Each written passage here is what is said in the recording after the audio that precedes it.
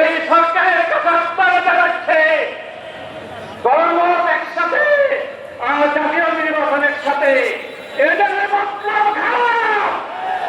এরা জাতীয় চাই না, এরা সন্ত্রাসমুক্ত বাংলাদেশ চাই না, এরা গণতান্ত্রিক বাংলাদেশ চাই না।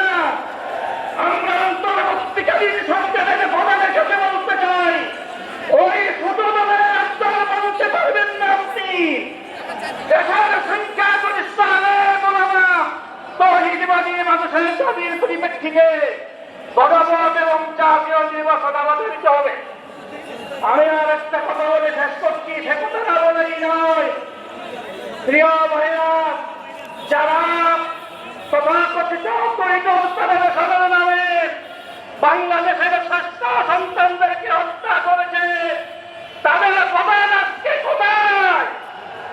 রাশেদ খান ম্যাডাম যেখানে, হাসানুল হক যেখানে, নবীন মোশাররফকে সেখানে যেতে হবে। আমি